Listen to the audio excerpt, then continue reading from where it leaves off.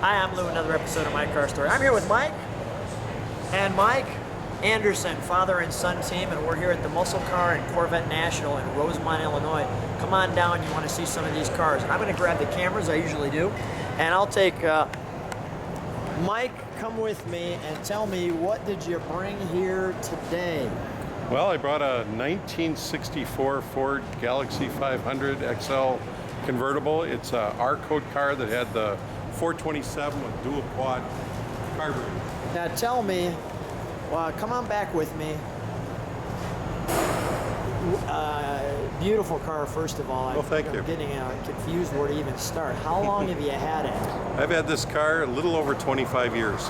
Now, why a Ford Galaxie 500XL out of all the cars that are out there in the world? Well, my very first car out of high school was a 64 Ford convertible. It had a 390 motor in it, and I did a lot of work on it. And like most people, I got rid of it.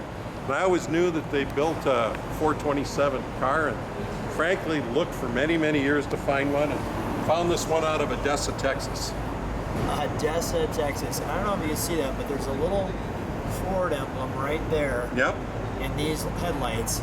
And that makes them headlights super silly expensive. They're really hard to find. Yeah, they're really hard to find to have that in there. And there's some of the wood ornamentation and the one of the Galaxie differences. 500XL. Go ahead. One of the differences between a regular 500XL is it has a little bit different trim, and the interior is bucket seats.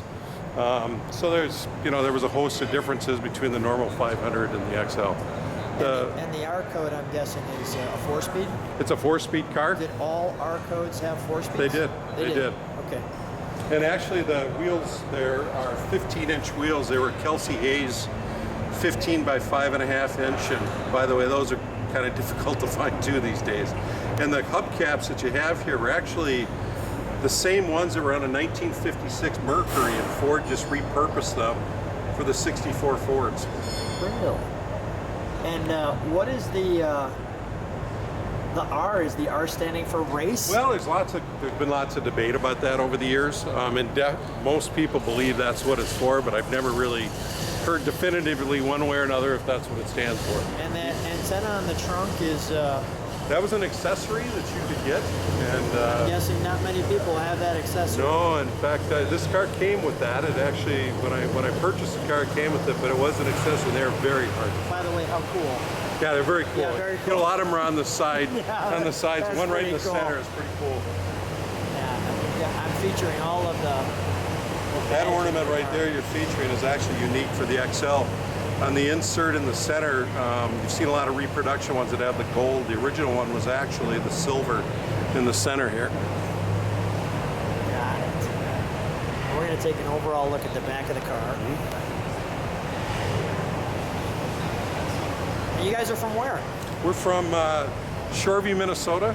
Cool. We came down for the show, and you can see I got the collector plates, the personalized collector plates on the back end of the car. 64 XL 427. How cool. Yep.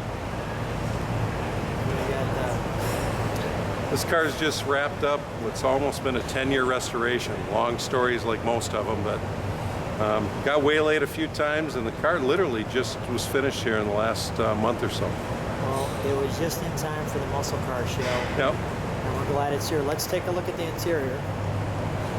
Obviously, the gas goes in the center there. Yep. Okay. Let you open the door. Okay. Thank you. And when you're driving this thing, what's it feel like? Frankly, they're kind of big boats. Yeah, but I mean, when you take the top down and you and your son Oh, it's ride. fabulous. It's in fact, my wife is not big into old cars, and she loves going for rides in the summertime. This is time with this one. We got a little sound in the background, so I'm just going to speak up.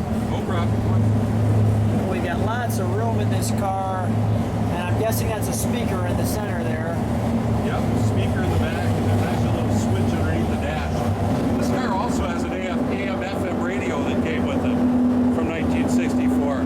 A lot of them are just AM radios. AM/FM? Yep, they had an FM radio in it. So let me jump in and feature some of the features of the car. Obviously the fuel gauge. And what is this button here? That's actually for the convertible top. stop button. You know, we've got air and wipers. Nothing wrong with the sound of the little muscle around us. Yeah. The Muscle Car National, Muscle Car and Corvette National. So that was the original radio here? Or If you go what to is, the what right is this? there, No, that's the intercooler, and you go to the next one over to your right. yeah, And the next one over is the radio. this is the radio. And if you look at the bottom, on the bottom pegs here, Yeah. you'll see FM under 3 of them and AM under 2 of them. Yeah, And that's I how do you would see that. alternate back and forth between the FM and the AM. Cool. And I'm taking my time with your super neat car. And we've got the 4-speed and the wonderful console up the center that you can see. I hope that's all coming in. Let's take a look at one of the major reasons why you're here at the Muscle Car and Corvette National. Sure. Any special stories with this car? Well, like I said, I searched for a long time and I found it in Odessa.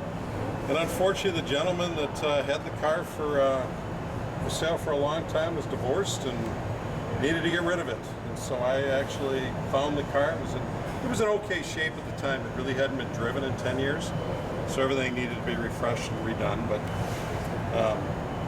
like I said, I've had the car for a long time. And the only other piece of this too, at one time there was a muscle, there was like trading cards that they made. Yeah. This is actually the car on in the first year those muscle cars came out. This is one of the cars that they demonstrated on those collectible cars. And it had the little stats on the back. Yep, we got it. Very, very cool. Very cool. The carburation there. Let me. The other thing when I originally got the car, the back rear card was not the correct numbers. It took me almost 10 years to find the correct numbers carburetor for the car. Thank goodness for eBay. Thank goodness for eBay. All right, let's shut that hood. I'll get Mike and Mike together. Father and son team. Nothing better than that, right? You bet. All right, there they are. And let me feature that car. Guys, thanks for being on My Car Story. Thank you very much. Appreciate it.